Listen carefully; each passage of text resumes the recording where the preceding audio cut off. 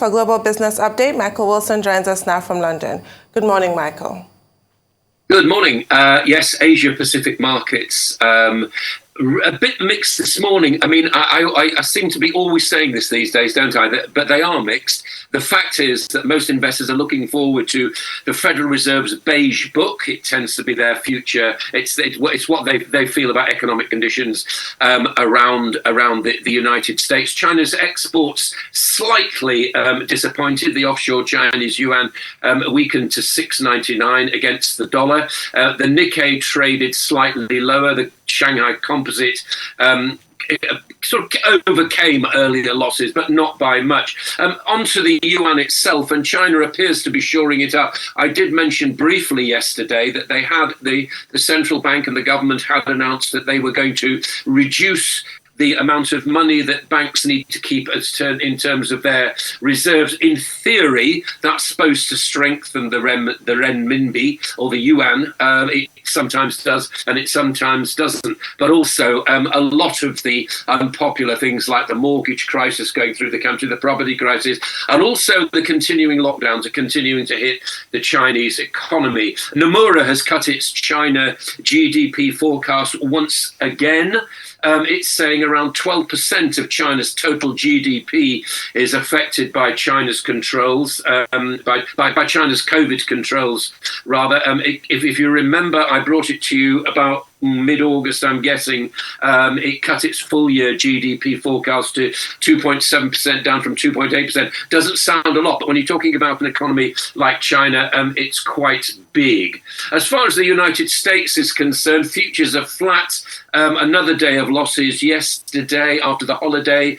Treasury yields jumping up. And when that disconnect between equities and treasuries starts to get wider, then it does tend to get investors worried very, very slightly. Joe Biden, he said at the upcoming the G20 summit in November, if the Chinese leader is there and if the Russian leader is there, then he will meet them, he says. And both of those are planning, as we understand it, both of those leaders are planning to be at that G20 conference. So that will give us something interesting to look at. Meanwhile, the United States has barred tech firms from building China factories for 10 years now. How is it able to do that? Well, these are tech firms which get federal funds directed towards them. And the United States wants to continue to onshore a lot of semiconductor production, and thus is saying if you're getting government money, then we're not going to allow you to build in China. Across to the EU, and Ursula von der Leyen is proposing. She's the head of the ECB. She's actually proposing a windfall tax, and wholesale electricity prices have rocketed. They're tied to gas prices. Gas up by 12 times in less than a year. So Germany is planning to keep its two nuclear plants going as a backup to energy, and also keeping coal against the economic crisis, which it is feeling very, very strongly at the moment. It's having the option to give itself to turn to the two southern nuclear power plants. It's not changing its overall long-term policy to shut down all nuclear plants in the country, but for the moment, it's actually pivoting slightly towards nuclear and coal to see it over what promises to be a cold and very stressful winter. Now, it won't have escaped your attention that the UK has a new Prime Minister, Liz Truss. She's going to be tougher as far as China's concerned. She was talking yesterday as she gave a speech about riding out the storm. She's proposing a massive energy bailout for businesses and families. The details of that we'll get tomorrow.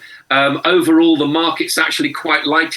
Equities up a little, sterling strengthening very, very slightly. She's actually getting all her the cabinet has gone right wing, basically. There's no question about that. And she's on also a collision course with Andrew Bailey and the Bank of England, because it's expected that her budget, and there's going to be a mini budget fairly soon, will presumably reflect against inflation in the country. And the bet of the markets now is that interest rates will be forced up to 3% by December. As also on top of all this, a warning, and she's is going to get a lot more of this, that thousands of businesses will risk failing and going under because of the high price of energy at the moment. One of these consultancies which monitors the health of small businesses has said thousands could actually go. As far as oil's concerned, finally, after OPEC said it was going to cut production, you might have expected a bit of a bump in the market. There certainly was, but it's not lasted, and it's all to do with fears of recession and an upcoming global hardship in the rest of the world. That is the global view this morning. All right, Michael, good morning once again. Day one, Liz Truss, Prime Minister, what is she going to do? There are issues on ground. What's she going to do about energy? There are indications that she might steal the Labour energy plan. There are two other plans on ground she can steal if she wants, like what France is doing by investing 12 billion into the energy company EDF. That could be a possible option for her. Secondly, she's faced with a headwind of disposable income. Disposable income is getting to a very low value, never seen in the UK. I think the last time you saw this level of disposable income was 2003. What is she going to do about that? Household income too is dropping. What is she going to do about that? Well, as far as disposable income is concerned, I suppose absolutely nothing. It's expected there will be tax cuts, which will boost that kind of disposable income. Much prefer to wait for the figures there. And as far as helping stealing Labour's clothes, as far as investing and giving money to energy companies, well, that may be the case. I suspect. Well, we are going to get details of this tomorrow, so it's a bit early. But if you're asking me to guess, I think what will probably happen is, as usually happens, and we're used to all this because we're used to credit cards, is push the cost of it into the future. I don't happen to agree with it. I'm from a generation that says you should pay your bills when you actually get them. However, this is probably impossible at the moment. There's very, very little room for manoeuvre. I've been talking to a few asset managers in London who are scratching their heads at the moment. The only solution really is pushing the cost of all this into the future to be paid on bills later on rather than right now. By which time, of course, a lot could change. It's not likely, as we understand it right now, that the Russia-Ukraine war will stop anytime soon. However, it may be that Russia rethinks its energy plans. Who knows about this? This is something for the future. But basically, we're going to get the details of this massive package, which is going to cost £100 billion. And we can only guess what's going to be in it. But my suspicion is that the easier way, and this is what socialists like, because they purportedly don't care about money, provided it's not theirs. And what the Conservatives, the ultra right wing, will do is to push the cost into the future. That's my guess at the moment. But as I say, we'll get details tomorrow. Can you give some clarity on this reported collision course between Liz Truss and Andrew Bailey? Because during the campaign, I believe back in July, she was really critical of the Bank of England's approach to inflation and said that the Bank of England should take direction from ministers wanting to review their mandate, essentially. But more recently, in the last couple of days, she's supported the independence of the Bank of England. So which is it? And what's your reaction to the appointment of Kwasi Kwarteng as Chancellor? Okay, I think Kwasi Kwarteng's a good appointment. He likes very hard problems, he says. It adds to this. I don't believe in this stuff myself, but it adds to the chief officers of state are now held with people of darker skin hues than they're not held by white males anymore. Maybe you think that's important. I'd much rather go on people that actually show some sort of merit. I think Kwasi Kwarteng certainly does that. I think he's going to be a very, very tough chancellor indeed, backed up by the ultra right wing. Rees Mogg as business secretary. So I think those two are going to really going to make some very, very unpopular choices. And I think that's going to be about tax cuts. This is my feeling about it and so on. And he will produce a mini budget probably in the next couple of weeks. And I think there's going to be an enormous amount of help. Sorry, what was your other question was? Well, I don't know if it's a flip-flop. Criticizing the Bank of England, saying she won't countermand the independence. Right, sure. Your other question was about Andrew Bailey and the collision course with the Bank of England. Okay, I've got two thoughts about that. First of all, whatever you think about them, civil servants are the means of delivery of government policies. And Liz Truss has been very critical about the civil service. I think we all are. What we tend to see is a bunch of people who are on inflation-proof pensions and decide whether or not they're going to go into the office after the pandemic. Honestly, I'd get them all at their desks straight away and get them working, because they're supposed to be public servants. As far as the Bank of England's independence is concerned, I mean, I don't think I'm seeing. I know what she will do. She will call Andrew Bailey. I think a lot of people have been critical about the Bank of England in the same way that they've been critical about central banks as well. But the markets, and that's the most important thing, the markets are saying that they reckon interest rates here will be 3% by December, mainly because the sorts of policies that this new government is proposing will be thought to be inflationary. Now, would you like to see a realignment and a reassignment in the people who sit on the Monetary Policy Committee? If you did, you wouldn't be alone in that. I would like to see that too. I don't think these people have a great idea about what's going on in the country. I think that the Bank of England has the framework that would make it work. It does, just like the Federal Reserve in the United States. It does reflect what's going on in different parts of the country, but clearly not sufficiently at the moment. So a recast of that committee, a real reminder to Andrew Bailey that, yes, of course, the Bank of England is independent, but, you know, life isn't like that. Life is about growth. And anything that the Bank of England can do to promote that should be done. Doesn't necessarily mean it's not independent. It takes its own view. But if I were her, I'd get him in straight away. Okay, Michael, two quick things. The Liz Truss question, I would like to phrase it like this. Is Liz Truss on a vengeance mission, or if you like, a revenge mission? Day one, she clears out half of Johnson's cabinet. In the names announced, nobody who is anywhere close to Rishi Sunak is on our list. And what will be the implications of this, if indeed it's a revenge mission, for our policies, for mobilizing, uniting the party behind our proposed programs? And generally, what do you think of that cabinet as composed, with Jacob Rees-Mogg, with Kemi Badenoch, and all the others?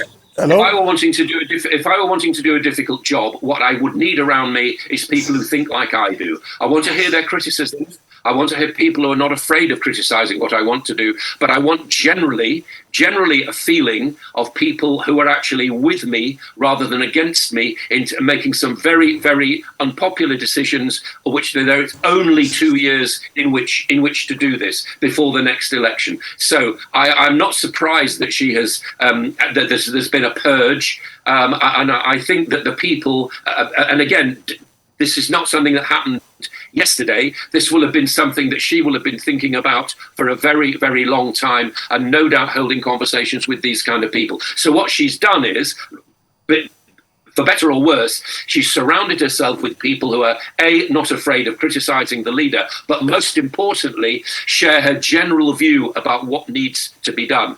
And the secret is productivity and growth. Now, how you achieve that, I do not know, because I'm not a politician. All I do is observe the market. But that's what's got to happen, and there is very, very little time within which to do it. Well, I was also going to ask you about India. Some Indian analysts have been jubilating that India has now overtaken the UK as the 5th largest economy in the world. Well, India has been, the economy has been growing remarkably, but what is that all about, that this is an important milestone, considering the population denominator? If you look at the population as a denominator, in terms of GDP per capita, India is still far behind the UK. But some Indians are jubilating that they have overtaken the former colonial empire. And India is now number 5, and UK is number 6.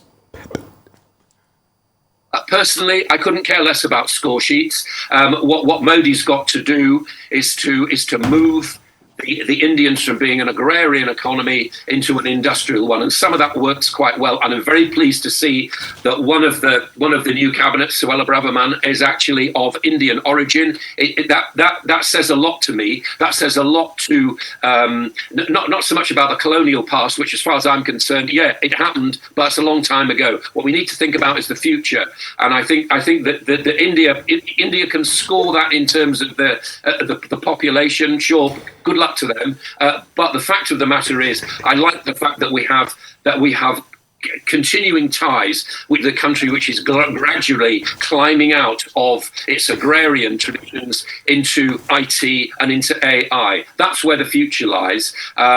We need food, of course we do, but not in the small farmer way. It needs to be agribusiness, and that's something. If they want to learn that, that's absolutely fine. But that's down to Modi and what he decides to do with his population. I welcome the fact that they can be as far up in the scorecard as they like. But what I welcome about it is a continuing good relationship with India as being a growing economy in that particular part of the world. I think that's entirely healthy. Right, thank you, Michael. Now for business updates across the African continent, Rotis Odiri joins us. Good morning, Rotis. Good morning, Tunde. Good morning, Doctor. Good morning, Rotis. Yeah, so actually, everyone was looking forward to seeing Liz Truss's cabinet, and you heard Michael mentioning that there's no white men in her, as far as the top positions are concerned. So we just put that together. Kwasi Kwarteng, as you know, the first black chancellor of the Exchequer. His parents are immigrants from Ghana. And then you've got, of course, Kemi Badenoch, International Trade Secretary there. She made it to the cabinet. Sheila Bravan of Indian descent. So you've got a very, very diverse cabinet. But as Michael said, you've got some real right-wingers on this. Right-wing cabinet. Ooh, goodness me. So, yeah. Like Badenoch, I know a lot of Nigerians celebrate her, but she is a staunch, hard right-winger. Yeah. She scares me, to be very honest. But anyway, from a diversity perspective, and for Africans, I mean, it's healthy to see that. But there is that conversation as to when the first black or brown person will actually be prime minister in the UK. We move to Nigeria, the NNPC. This is very, very odd here. The NNPC reported no crude oil sales for July. I'm scratching my head. I've sent this, reached out to the NNPC and to a couple oil and gas analysts. If you actually take a look at it, we tried to highlight this is their presentation to FARC for August, and it looks back at July. So there's an Excel sheet here. We won't get too granular, but we circled it. And if you look at these crude sales, it's blank. That's at your top. So top left, sales receipts. You can see export crude oil and then currency all in dollars because it's international, the dollar denominated. And you can see the USD, it's blank, right? And then you've got export for gas and LNG, feedstock, and all that other stuff. It was $5.9 million in June. So to go from 5.9 million to just zero, I think it was 77 million in January. May was about, 14 or so, or was it 5.7? So, we're trying to get an explanation for this. I mean, I know, of course, some of the export terminals onshore, I don't think are pumping. It's offshore terminals that are doing that as far as the pipelines are concerned. Infrastructure, aging infrastructure, the oil theft, but to just go to zero, I mean, I'm still waiting to get some clarity. I mean, we've sent all this data to the NNPC and hope to get some information for them on that. But still, I mean, if it is zero, then my goodness, that just tells you where things are in terms of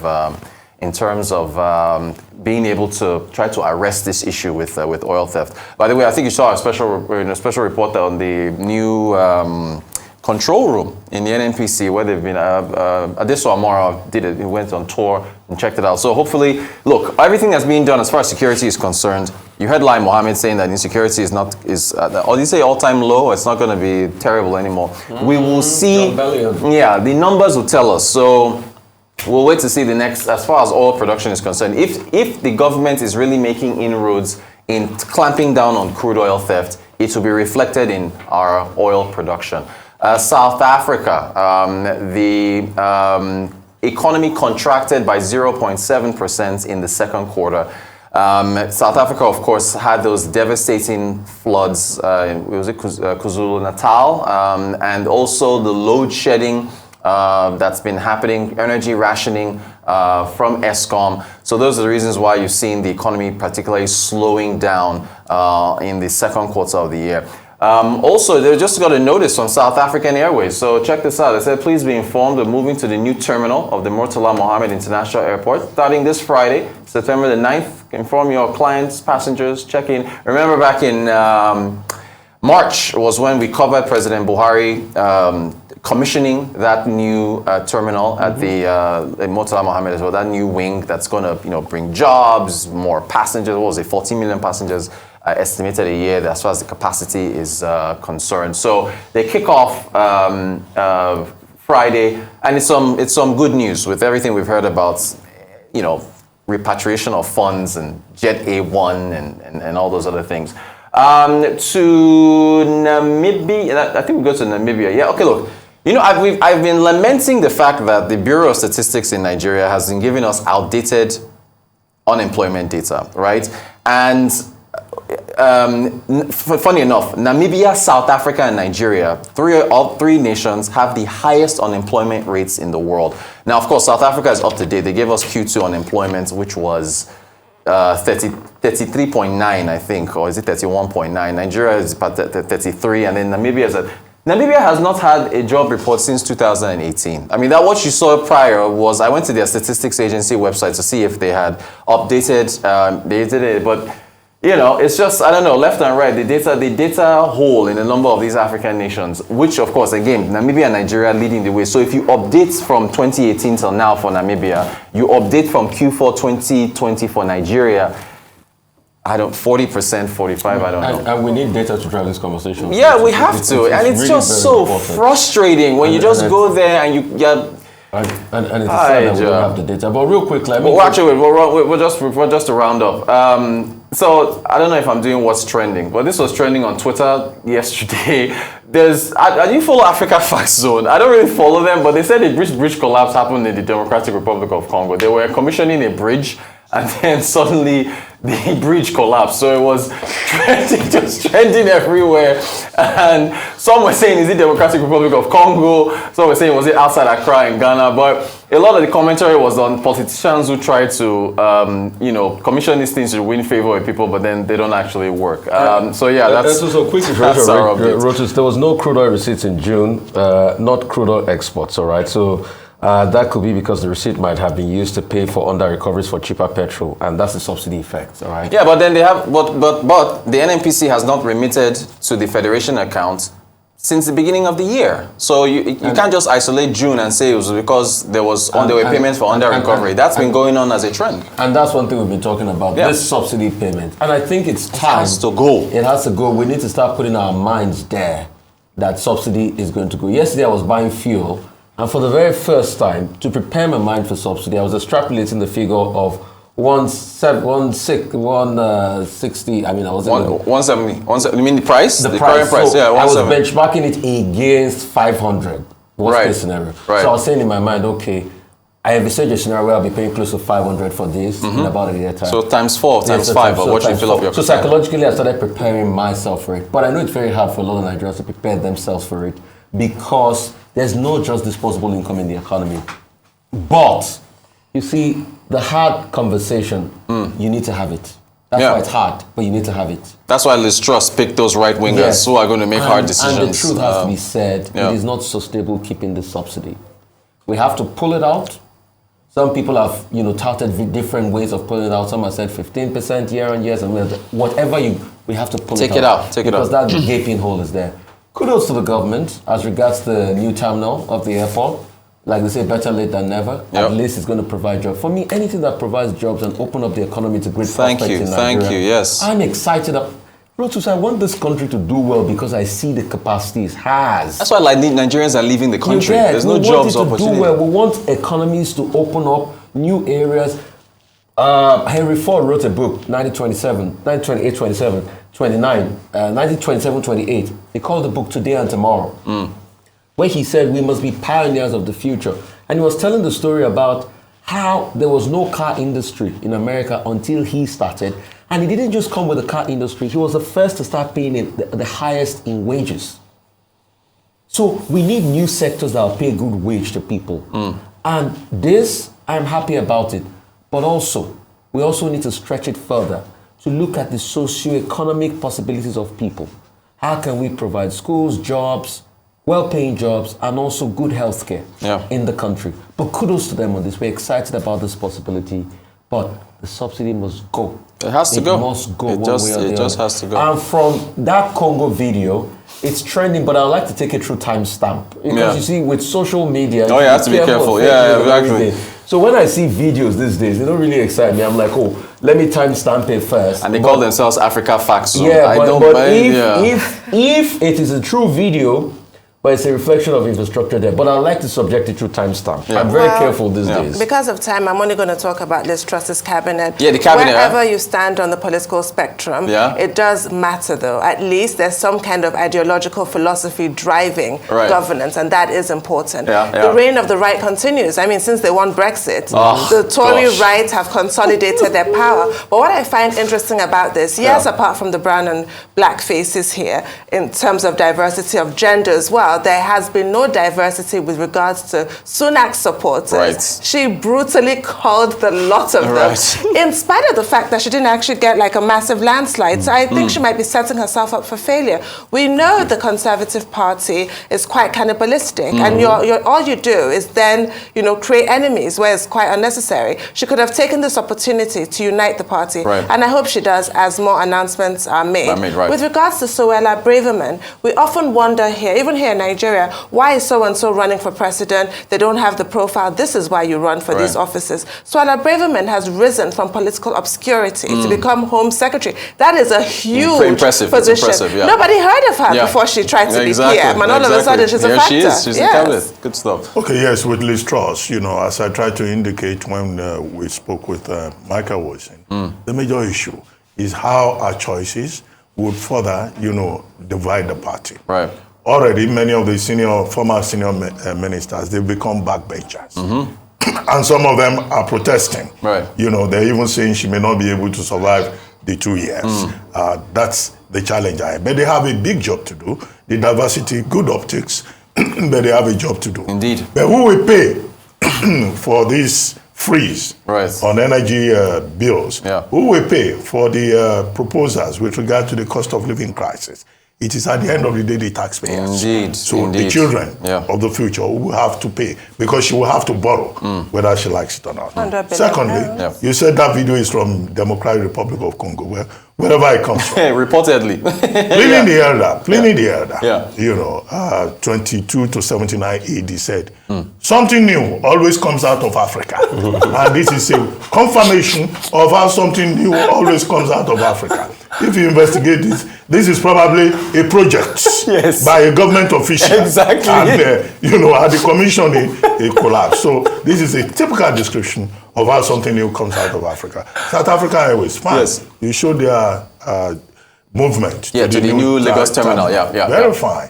Good. I mean, South Africa Airways, they come into Nigeria. The Johannesburg, Lagos route is one of the most lucrative.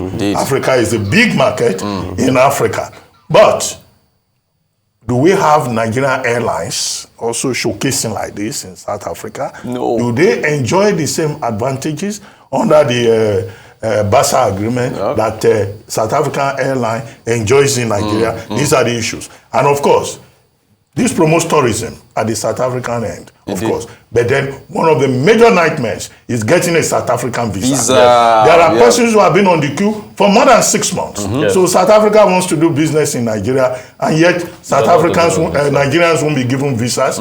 They are not good enough to go to South Africa. And, Nigerian airlines are not allowed to enjoy the same frequency. These are the questions when I see South Africa Airways. Well said. Well said. Thank you, Roti. Thank you so much.